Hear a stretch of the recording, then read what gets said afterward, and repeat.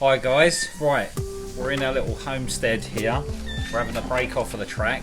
What we're going to do today is we're just going to look at these filter tops. I've got something going on with the snorkel. It's collecting a lot of dust and it seems to be filling up the airbox pretty quickly. There is something that I did once on a Hilux, and that was I changed to a dust belt filter. I'll take you over and show you exactly what that is in a moment, but I just want to quickly show you how this one actually works.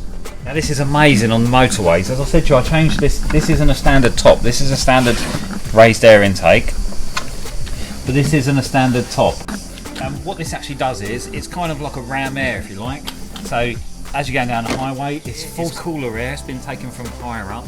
You're getting cool air rammed straight in to your engine, effectively. The thing this raised air is like, all right, if it rains, the rain goes in here, and it's supposed to filter out of these little cracks. If you want to know more about that, there's a video up on a Land Rover Defender, which is the same principle as this, but it's actually got a safari snorkel, and I'll explain to you exactly how that works. But you can actually get a cover for this. Some people like to put a sock over it. You can oil them up with various different things to try and catch the dust, or to stop the dust sticking to it. It's, in any case, when you're driving, say, with other vehicles in front, it is literally like a hoover. You know, imagine you just got your hoover and it's just sucking in all that dust and it's going straight to the airbox. So what we're going to do is we're going to have a look at that airbox, and then we'll go over and look at some other options of snorkel top or raised air intake tops.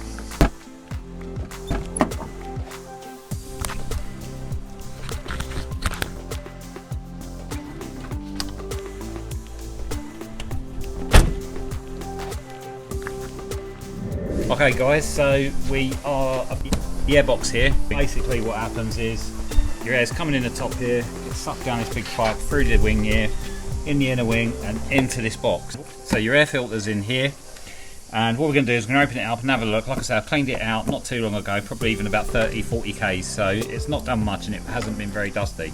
The track where we was on was a nightmare and we had to keep doing it, say, every 50 kilometres.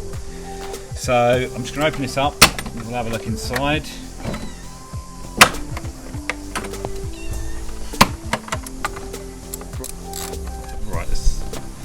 So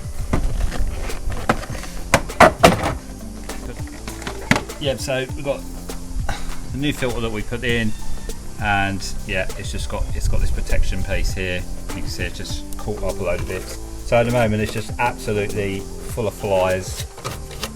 But you can see it has picked up just a bit. So we'll chuck a new filter in here. I like to use terrain tamer parts. So we'll chuck a new filter in here, we'll clean this box out, and then we'll go and then we'll look at swapping the raised air top over and then see where we're at there. Right, so these are the three filters that we're looking at. Obviously that's the one that we just had on the car now, which is your ram air style, or you know what you'll probably see on a safari snorkel and the like. The top that actually comes with, so if you go and buy a factory cruiser, and the top is actually one of these. This is, the principle of this is the same as what we're going to go on to with a dust bowl. Basically a cyclone filter, so in the bottom you'll see it's got like fins, like looking into an aircraft engine, and you've got your fins there, and basically it's sucking the air in and spinning it, and it's supposed to draw in only clean air and expel the dust. But in any case, that is the type of filter that it is. So an upgraded version of this is going to be one of these. Now you're looking at this, you've probably seen it on some construction equipment, tractors, that type of thing. They're all running these. And the way they work is, you just unscrew the top. How it works is, that's your lid, and you've got this bowl inside. Now, the bowl is designed, again, looking at the fins, if you can see there. See the fins there, and that's drawing it, so it's sucking from, the way that it's drawing the air in is through these fins, which make the air spin as it comes in like a cyclone. And the idea is, as it draws the air in, the cyclone pushes the dust up and into this bowl. Each time it gets filled up, you just simply take the top off, zip it out and start again, rather than having to keep going inside your airbox, banging the filter out. And you know, you bang the filter out, but it never really gets it super clean. So a pre-cleaner is the answer, and that is exactly what that is. So we're going to put this on the car. Now there are pros and cons to these. this is not going to do you much good on the highway, whereas something like this is going to be rammed there. You're going to get a little bit better performance and probably a little bit better fuel consumption, so that would be ideal for your highway run. So if you've got a highway run and then you're going to hit the tracks, maybe consider taking both of the filters with you. Save this one for the highway and swap this one over for the tracks. They're so simple to put on. It's one bolt for this, and the same for the Safari top.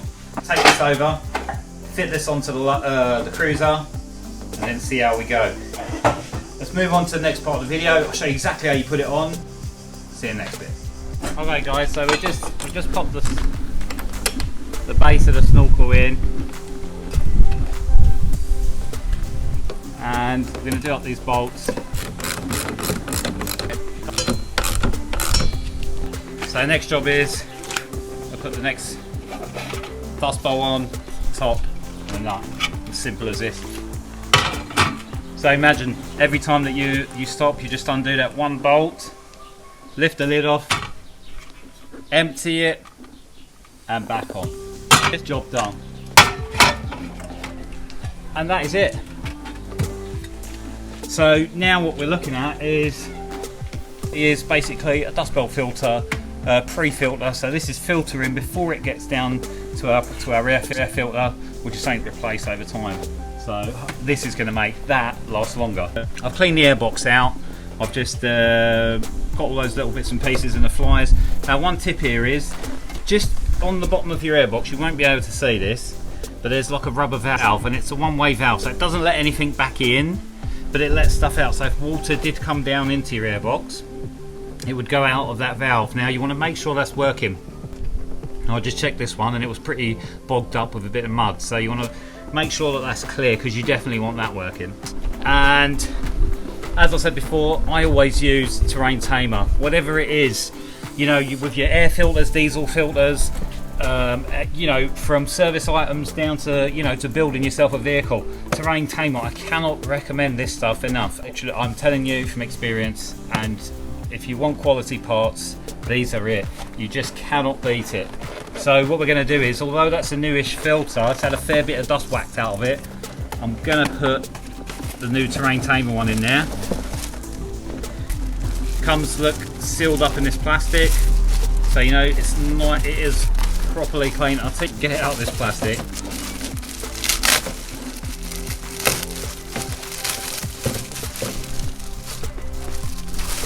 Okay, so your terrain tamer, just look at the foam on the bottom of this filter here, right, and compare that with your cheaper filter.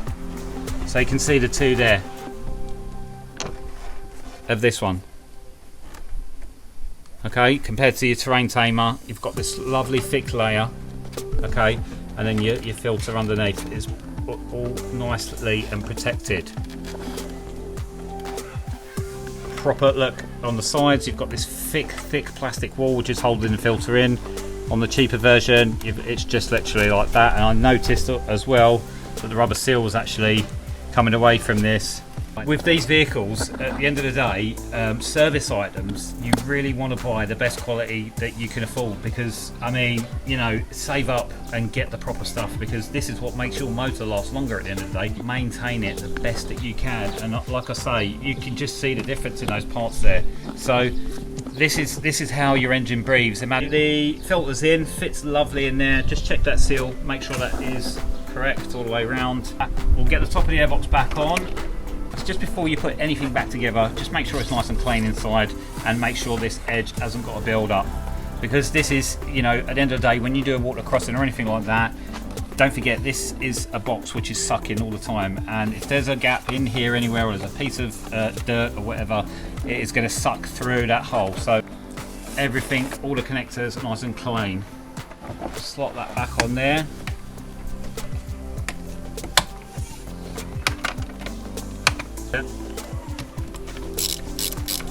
Now our engine can breathe. So what I'm actually going to do with this, I'm going to give it a go, right? Let's see how we go on the tracks, and we'll come back to it in a later video and see exactly what happened. Yeah, so we can see the proof's in the pudding then. We know what it filtered out and if it worked, and we can open up this again, you know, see how much dust has actually got into it. Guys, if that was informative enough for you and you think it's worthy of a like, please hit that like button, hit the bell button to get notified of new videos coming up, and maybe even consider subscribing for other great content that could be helpful to you. So thanks again, see you in the next one.